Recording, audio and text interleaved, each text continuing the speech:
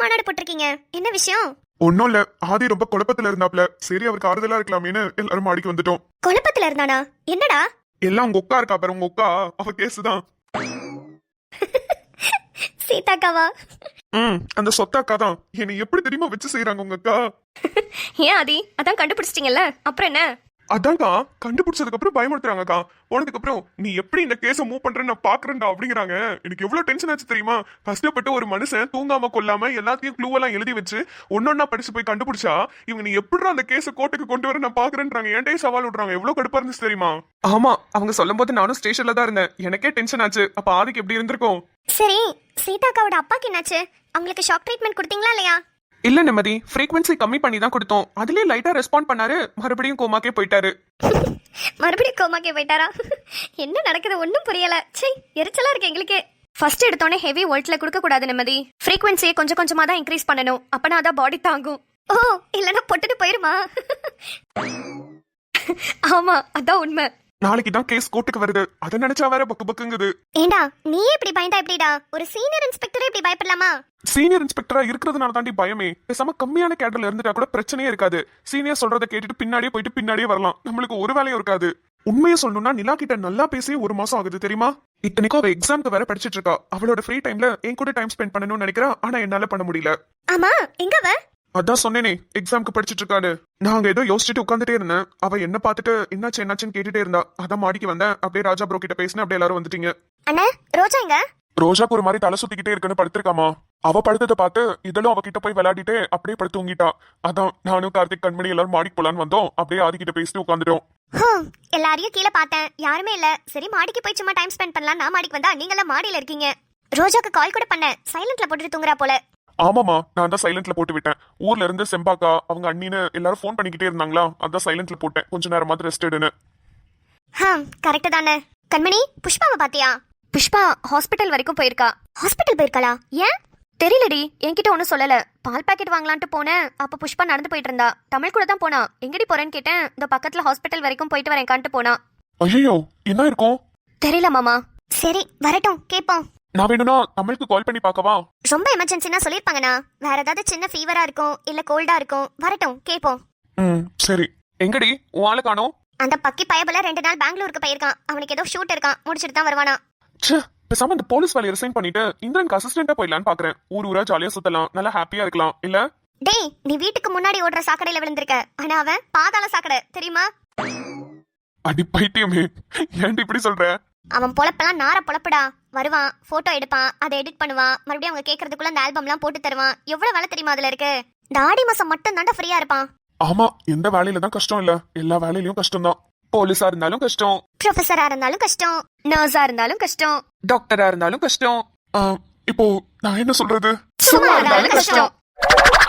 அட பாவிகளா, டேய் என்னடா எல்லாரும் இப்படி என்ன கலாய்க்கிறீங்க? அதானே, என்ன ராஜான எல்லாரும் பிடிக்கலாய்க்கிறீங்க? வாய மூடுங்க.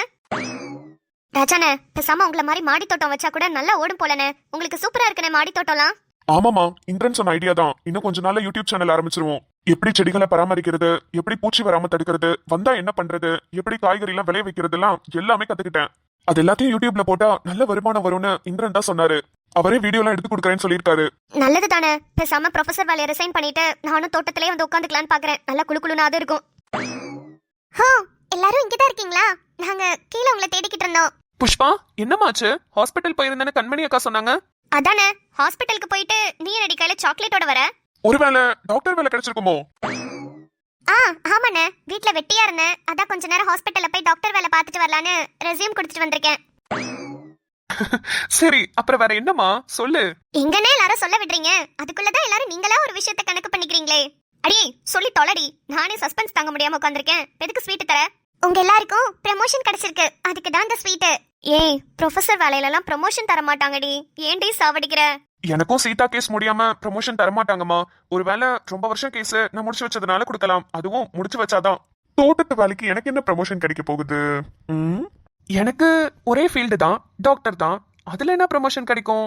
ஷோ கடவுளே, எல்லாம் சரியான மக்கு சாம்பிராணிங்க. உங்களை எல்லாம் வச்சுக்கிட்டு இப்ப புரியுது ராஜா மாமா. நீங்க துபாயில இருக்கும்போது ரோஜா எதுக்காக அப்படி ஒரு கிஃப்டை யோசிச்சு கொடுத்தான்னு. போட்டோ வச்சு, போட்டோல குழந்தையோட பாதம் வச்சு, கீழே பிரெக்னன்சி கிட்டெல்லாம் வச்சு. கடவுளே, அவ்வளவு பெரிய டியூப் லைட்டா நீங்களா? ஹே புஷ்பா, புரிஞ்சிருச்சா? ஆமா, நீங்கெல்லாம் அத்தையாவும் மாமாவாவும் ப்ரமோட் ஆக போறீங்க, அதுதான் சொல்ல வந்தேன்.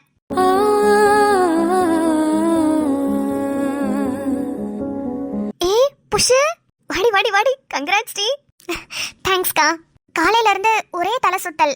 வீட்டுக்கு வந்த கார்த்திகண்ணா ரோஜா கதை சொன்னாங்க. கார்த்திக்கும் கண்மணியும் சீதாவோட அப்பாவை பாக்குறதுக்காக போயிருக்காங்கன்னு, அதான் ஹாஸ்பிட்டல் கிளம்பி போயிட்டேன். அப்படியாமா? சரி சரி, கங்க்ராட்ஸ்மா. தேங்க்ஸ்ண்ணா. ஃபர்ஸ்ட் செக்கப்ல ஹார்ட் பீட் கேட்டிங்களா? இல்லண்ணா, அடுத்து 1 வீக் கழிச்சு வர சொல்லிருக்காங்க. ஓ சரிம்மா, கிட்ல எதுவும் டெஸ்ட் பண்ணீங்களா? இல்லண்ணா, நாங்க இப்படின்னே நினைச்சு போகல. எனக்கு ஒரு மாதிரி தலை சுத்திக்கிட்டே இருந்தது. அவரை திட்டிக்கிட்டே இருந்தாரு, நீ ஒழுங்கா சாப்பிட மாட்டேங்கிற, அதனாலதான் உனக்கு இப்படி இருக்குன்னு. சரி ஹாஸ்பிட்டலுக்கு வா கிளம்புன்னு சொல்லி எதிர்ச்சியா தான் போனோம். கடைசியில டாக்டர் டெஸ்ட் பண்ணிட்டு நீங்க பிரெக்னெண்டா இருக்கீங்கன்னு சொல்லிட்டாங்க. ஏற்கனவே இங்க நிறைய குவா குவா சேர்ந்துகிட்டு இருக்கு. அடுத்த லிஸ்ட்ல புஷ்பாவும் சேர்ந்தாச்சு. இனிமே அபார்ட்மெண்ட் ஃபுல்லா குவா குவா தான். நிம்மு, உங்களோட குவா குவா இப்போ? எல்லாரும் வரிசையா குவா குவா கொடுங்க, அடுத்து பொறுமையா நாங்க கொடுக்குறோம். இன்னும் பேலன்ஸ்க்கு ஆதி இருக்காப்ல, நீங்க இருக்கீங்க, அதுக்கப்புறம் தான் நானு. இங்க அவனுக்கு சோறு திங்கிறதுக்கே இங்க நேரம் கிடைக்க மாட்டேங்குது. இவங்களுக்கு குவா குவா வேற கொடுக்கணுமா? அட போமா நீ வேற. ஹோ, நீலாம் படிச்சு முடிக்கிற வரைக்கும் வெயிட்டிங்கோ? ஆமா, ஆனா அதுல ஒரு சின்ன சிக்கல் இருக்கு. மச்சி, டேய் என்னடா? வா. மூக்குல குத்திடுவேன், போடி அங்கிட்டு. நானே பயந்துகிட்டு இருக்கேன், இவ வேற. மச்சான், டேய் பயமா இருக்கா? அப்ப அடுத்த மாசம் உங்க வீட்ல குவா குவா கன்ஃபார்ம். ஏய் தெரியலடி, ஏன்டி நீ வேற பயமுடுத்துற? நான் எங்கடா பயமுடுத்துனேன்? நீ தானடா சொன்ன சிக்கல் இருக்குன்னு. அப்ப அதுவாதான் இருக்கும். கார்த்திக் ஜி, ஆதிஜிக்கு பயமா இருக்கான், சிக்கல் இருக்கான், அப்ப கன்ஃபார்ம் தான். நீங்க இப்போ அடுத்த குவா குவா? கொஞ்சம் பின்னாடி திரும்பி கேளுமா கண்ணா. நர்சம்மா, சொல்லுங்க நர்சம்மா. நீங்களும் கன்ஃபார்ம் பண்ணிட்டீங்கன்னா நாங்களும் கொஞ்சம் ரிலாக்ஸ்டா இருப்போம்ல. இப்படி பொசுக்குன்னு ஒரு நியூஸ் கேட்க வேணால, அதுக்குதான். என்ன சொல்றது, வரும் வரும். வரும்னா? ஏய், எங்களுக்குலாம் முன்னாடி உங்களுக்கு தானே கல்யாணம் ஆச்சு, நீங்களா தான் ஃபர்ஸ்ட் கன்ஃபார்ம் பண்ணணும். ஐயோ நர்சம்மா, கன்ஃபார்ம் பண்றதுக்கு சொல்லல, வருமா வராதா, நடந்துச்சா நடக்கலையா, அத மட்டும் சொல்லுங்க. வாயிலே குத்திடுவேன், போடி பேசாம. என்ன நர்சம்மா, பாதி பாருங்க சிக்கல்ல இருக்குன்னு சொன்னால, அதுலயே நம்ம கன்ஃபார்ம் பண்ணியாச்சு. நீங்க சொல்லுங்க. வரும். ரைட்டு, அப்ப இதழுக்கு ஒரு தம்பியோ தங்கச்சியோ ரெடி ஆயிட்டு இருக்கு. Okay done. நாங்க எல்லாருமே சொல்லியாச்சு. இப்போ நிம்மதி, உன்னோட டர்ன், நீ சொல்லு. ஆமா, இங்க சீட்டு குலுக்கி பார்த்துட்டு எத்தனை பேருக்கு வரும் வராதுன்னு கேட்டுக்கிட்டு இருக்காங்க. போடி அங்கிட்டு. ஏய், மத்தவங்களுக்கு எல்லாம் கேட்கும் போது குலுக்குலன்னு இருந்துச்சோ, உனக்கு சொல்லுடி இப்போ. நீ கேட்டதுதான், வருமா வராதா, நடந்துச்சா நடக்கலையா, சொல்லு. வயிற்றுக்குள்ள குட்டி பாப்பா உருவாயிருக்கேன்னு பாக்குறேன், இல்ல மூஞ்சிலே குத்திடுவேன். போடி பேசாம. ஏய், இதெல்லாம் போங்காட்டம் தெரியுமா? நடந்துச்சா நடக்கலையா, அத மட்டும் சொல்லு. மத்ததெல்லாம் நாங்க பாத்துக்கிறோம். நீ பாத்துக்கிறியா? என்ன பாத்துக்கிற? அதான் பாத்துக்கிறோன்னு சொல்றல, சொல்லு. இப்ப என்ன உனக்கு தெரியணும் அதானே? அதேதான். நர்சம்மா சொன்ன மாதிரிதான், வரும். என்ன எல்லாரும் சிரிக்கிறீங்க? நிம்மதி, யோசிச்சு பாரு, எல்லாருக்குமே அட் டைம்ல குழந்தை பிறக்க போகுது. நம்ம அபார்ட்மெண்ட்டே பிளே ஸ்கூல் மாதிரி ஆக போகுதுன்னு நினைக்கிறேன். ஐயோ ஆமால, ஏற்கனவே இதழ் குட்டி, அடுத்து இளன் இயல், அடுத்து தங்க புஷ்பாக்கு, ரோஜாக்கு, எனக்கு, கண்மணி அக்கா உங்களுக்கு, ஆதி நிலாக்கு. போதும், லிஸ்ட் பெருசா போய்கிட்டு இருக்கு. புதுசா வந்த பேரை விட்டுட்டீங்களே, ஜனனி மித்ரன். ஐயோ ஆமால, இதுல வர சாய் நிறைய குழந்தைங்களை தத்தெடுக்கணும்னு வர சொல்லிக்கிட்டு இருக்கா. பேசாம ஏசிசி அபார்ட்மெண்ட் ஏசிசி பால்வாடின்னு மாத்திரலாமா? கூடிய சீக்கிரத்துல நடக்க போகுதுன்னு நினைக்கிறேன். சரி, எல்லாரும் ஸ்வீட் எடுத்துக்கோங்க. நான் பெரியவங்கள்ட்ட எல்லாம் போய் சொல்லிட்டு வரேன். கையிலமா சுடரமா எல்லார்கிட்டயும் சொல்லிட்டு வரேன். நல்ல வேலைடி, லட்டு ஜாங்கிரி ஜிலேபின்னு வாங்காம ஃபுல்லா சாக்லேட்ஸா வாங்கியிருக்க. Thanks D. இந்தாடி எடுத்துக்கோ. சரி, நான் கிளம்புறேன். மா, தமிழுக்கும் கங்க்ராச்சுலேஷன் சொன்னேன்னு சொல்லிடுங்க, அப்புறமா வந்து பாக்குறேன். சொல்றேனா? அப்புறம் உங்களுக்கு ஆல் தி வெரி பெஸ்ட். நாளைக்கு சீதாவோட கேஸ் கோர்ட்டுக்கு வருதாமே. அடையாம அதை வர ஞாபகப்படுத்துற. சரிம்மா, தேங்க்ஸ். நல்லா பண்ணுவீங்கண்ணா, ஆல் தி பெஸ்ட். சரி, நான் போயிட்டு வரேன். ஆமா.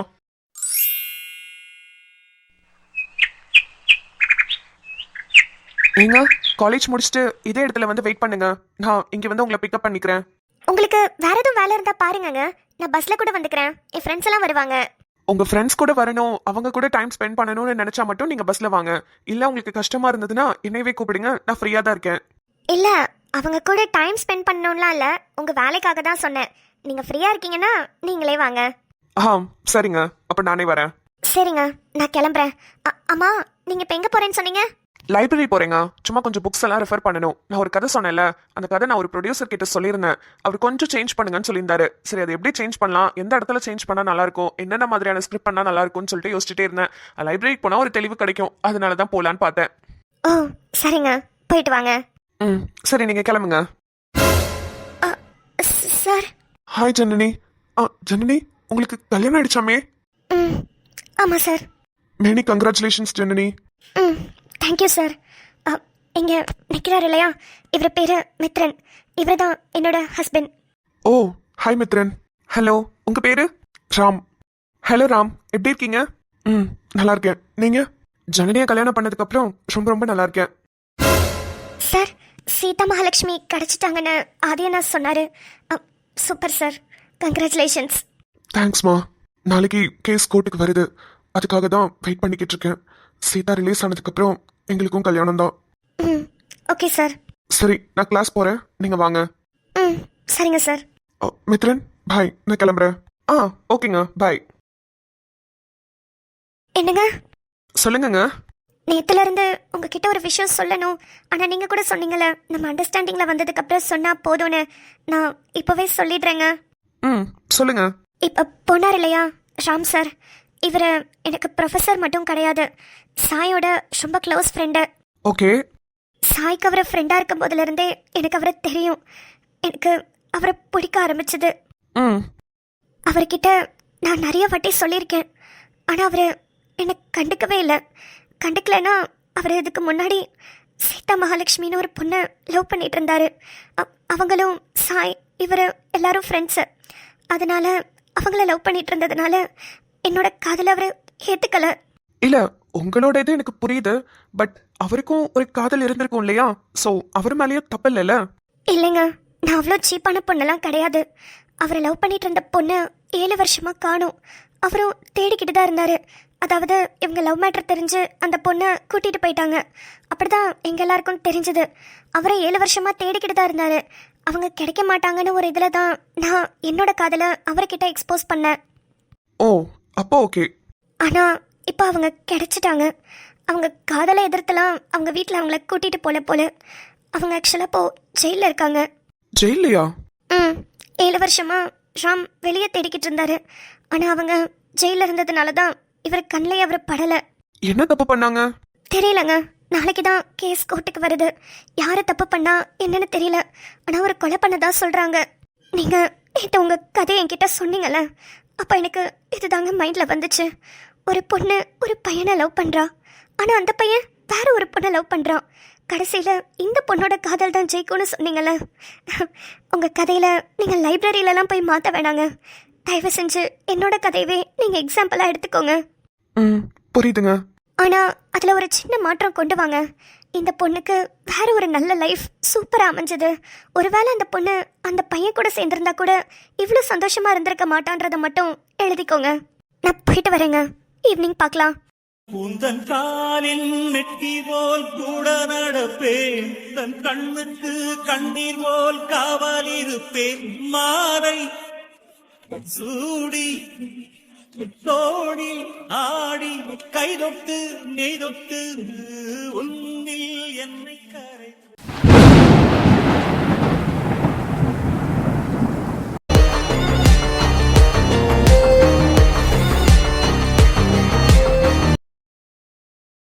மாமா. நிலமா, என்ன காலேஜ்ல ஏதோ ஃபங்க்ஷனா? இல்லையே மாமா. அப்புறம் என்னடா சாரி கட்டிட்டு கிளம்பியிருக்கா? ஐயோ மாமா, நான் இன்னைக்கு காலேஜ்க்கே போல. வேற எங்க போற?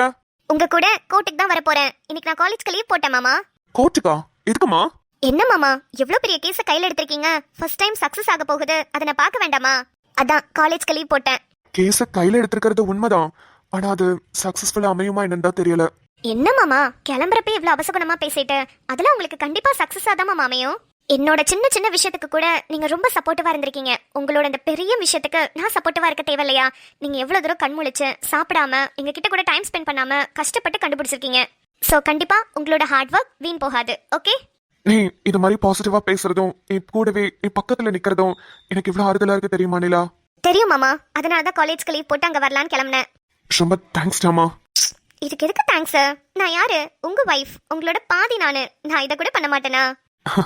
ஒய்ஃப்னா இப்படிதான் இருக்கணும்னு அடிக்கடி ப்ரூவ் பண்ற நிலா. ஹஸ்பண்ட்ன்ற ஒரு இடத்துல உங்களை தவிர வேற யாராலையுமே இவ்வளோ நல்லா பார்த்துக்க முடியாது மாமா. என்னோட எல்லா விஷயத்தையும் பொறுத்துக்கிட்டு என்னையவே டோட்டலா சேஞ்ச் பண்ணிருக்கீங்க. உங்களுக்கு தான் நான் தேங்க்ஸ் சொல்லணும். சரி சரி, மாறி மாறி தேங்க்ஸ் சொல்லிக்கிட்டதெல்லாம் போதும். இப்போ நீங்க மைண்டை ரிலாக்ஸ்டா வச்சுக்கோங்க. நீங்க என்ன பிளான் பண்ணீங்களோ அது அப்படியே நடக்கும். ஓகேவா?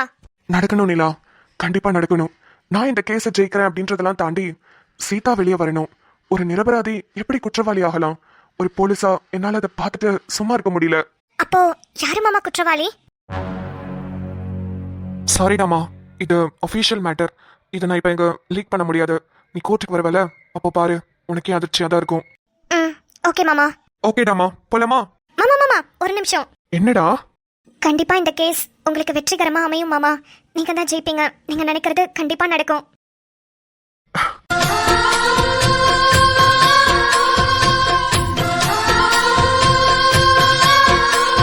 ரொம்ப ரொம்ப தேங்க்ஸ்டா.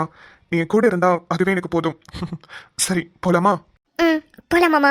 நிமிஷம் வருவாமா, அவ கூட நீ டைரக்டா கோர்ட்டுக்கு போ. நான் ஸ்டேஷனுக்கு போயிட்டு சீதாவை கூட்டிட்டு பாதுகாப்போடு தான் வரணும். ம், ஓகே மாமா. நீங்க ஸ்டேஷன் கிளம்புங்க. நான் டைரக்டா கோர்ட்க்கு வந்துக்கிறேன். ம், ஓகேடா. கடவுளே, ஆதி குற்றவாளி யாருன்னு கண்டுபிடிச்சிட்டேன்னு சொல்லியிருக்காரு. யாரு குற்றவாளியா இருந்தாலும் சரி, அவங்களுக்கான தண்டனையை கொடுத்துட்டு என்னோட சீதாவை ரிலீஸ் பண்ண வைங்க கடவுளே. நான் என் சீதா கூட சேர்ந்து வாழணும். செய்யாத தப்புக்கு சீதா ஏற்கனவே 7 வருஷம் தண்டனை அனுபவிச்சிட்டா. இதுக்கப்புறம் எத்தனை நாள் எத்தனை வருஷம்னு எனக்கு தெரியல. அதுக்காகவாது சீதா வெளியே வரணும். இந்த 7 வருஷத்துக்கே நான் அவளுக்கு எப்படி பதில் சொல்ல போறேன்னு எனக்கு தெரியல. அதுக்காகவாது சீதாவை ரிலீஸ் பண்ண வைங்க கடவுளே. தம்பி, ஐயா, இல்ல ரொம்ப மனமுருகி வேண்டிக்கிட்டு இருக்கீங்களே, எதுவும் பிரச்சனையா? ஆமாங்க ஐயா, இன்னைக்கு நான் கல்யாணம் பண்ணிக்க போற பொண்ணு அவ ஜெயில இருக்கா. அவ கேஸ் கோர்ட்டுக்கு வருது. அவ எந்த தப்பும் பண்ணல. ஆனா அவ ஜெயிலுக்கு போயிட்டா. அவ தான் தப்பு பண்ணேன்னு ஒத்துக்கிட்டு போயிட்டா. அவ எப்படியாவது எனக்கு ரிலீஸ் ஆகி வெளியே வரணும். அதுக்காக தான் சாமி கிட்ட வேண்டிக்கிட்டு போலான்னு கோவிலுக்கு வந்திருக்கேன். எந்த தப்பும் பண்ணலனா கண்டிப்பா கடவுள் அந்த பொண்ணை கைவிட மாட்டாருப்பா. ஆனா யாரு தப்பு பண்ணியிருக்காங்களோ அது யாரா இருந்தாலும் கடவுள் சும்மா விட மாட்டாங்கப்பா. யாரு தப்பு பண்ணாங்க என்னன்னு எனக்கு தெரியாதுங்க சுவாமி. ஆனா என் சீதா தப்பு பண்ணலன்னு மட்டும் எனக்கு தெரியும். அவ வெளியே வந்தா மட்டும் போதும். மற்றபடி யாரு தப்பு பண்ணா, யாருக்கு தண்டனை, அதெல்லாம் எனக்கு முக்கியம் இல்ல. கவலைப்படாதீங்கப்பா. உங்களோட வேண்டுதல் உண்மையா இருந்ததுன்னா, அந்த பொண்ணு தப்பு பண்ணாம இருந்துச்சுன்னா கண்டிப்பா கடவுள் காப்பாத்துவாரு. ரொம்ப நன்றிங்க சாமி. அந்த பொண்ணோட பேரை சொல்லுங்கப்பா. நான் சாமி கிட்ட போய் அர்ச்சனை பண்றேன். அவ பேரு சீதா மகாலட்சுமி. சரிப்பா, இங்கே நில்லுங்க. நான் சாமி கிட்ட அந்த பொண்ணோட பேரை சொல்லி அர்ச்சனை பண்ணிட்டு வரேன். ம், சரிங்க சாமி. காலங்கள் தாண்டி காத்திருப்பேன், காதலை ஏந்தி காத்திருப்பேன்.